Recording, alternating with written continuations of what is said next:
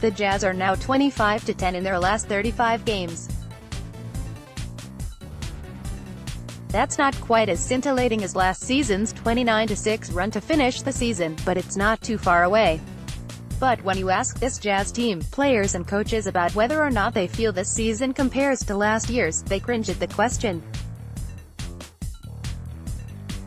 Whether it's the NBA experience many of them have, or because of an early season stretch where the team felt they had earned a bit more than they had and played with some complacency, the Jazz are very reluctant to discuss the similarities. Instead, that's been replaced with a mantra that's echoed so often in media sessions that you might think there's a record scratch somewhere: the Jazz want to get better in every game. What I've asked the guys to think about is not the playoffs or seeding or even winning. I want us to get better in these last games, head coach Quinn Snyder said. If we can do that, keep getting better, we give ourselves a better chance every night. Get better at what, coach? For some guys, Snyder says it's their health. Raul Neto and Ricky Rubio both have dealt with soft tissue injuries over the course of the season, and will need to make sure that they're in peak condition going into the playoffs. It has appeared that Snyder has kept Neto and Rubio limited to about 8-minute stints of consecutive play in recent games, though it's not clear how much of that has been about injury prevention versus a normal rotation. For others, there are still aspects of their individual skill development that can improve. Snyder started a list. Rudy Gobert has been working on the foul line. He knows what importance that has for our team.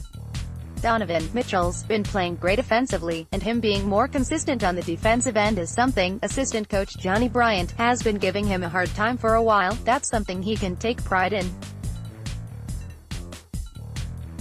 Joe Ingles and his leadership on the floor, he said. It's true, Gobert is somewhat in a slump at the free throw line. Kyle Korver is another player who has been upset with his shooting form recently, and hopes to fix it and get it in tip-top shape in these next 9 games. The defense has been somewhat inconsistent. There are games like Saturdays, in which the Jazz held the Bulls to just an 84 offensive rating and only 2 3-point shots all game long. But there are still some games, even just some stretches, in which the Jazz don't provide enough urgency on that end of the floor. Look at Thursday's loss to Atlanta, where the Jazz allowed 19 made threes to the Hawks. In that game, the Jazz seemed to have things under control, until a quick Atlanta run fueled by only 2 lapses turned things around in a hurry. Even in the Chicago game, a 12-4 run to pull the Jazz's lead to a still dominant 28 points forced a Snyder timeout, and a conversation. I think we can improve on little areas, Mitchell said. We can't continue to let teams come back. He cited the Jazz's loss to New Orleans, when the team let a 17-point lead slip through their fingers, as another example. Ingles agreed with Mitchell. It's about tightening up everything. We've had games where we get up 12-16, and they get it back to 6.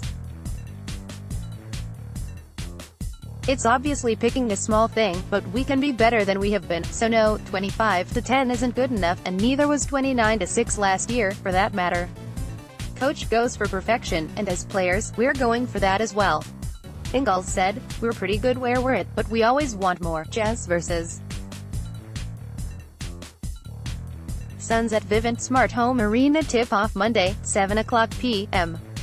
TV it. Grayson Allen has been assigned to the G League SLC Stars, who play their first-round matchup of the G League playoffs against the Oklahoma City Blue on Tuesday. The Jazz have out-rebounded teams by an average of 6.7 rebounds per game in the month of March. About the Suns: Tyler Johnson, sore knee; Kelly Oubre, thumb surgery; and TJ Warren, sore ankle, are out. Josh Jackson, sprained ankle, is questionable. Suns signed former BYU guard Jimmer Fredette last week. Fredette finished 4th in Chinese Basketball Association's scoring this season, behind Pierre Jackson, Darius Adams, and Joe Young, averaging 36.0 points per game. Fredette went scoreless in 4 minutes with the Suns in their last game versus Sacramento.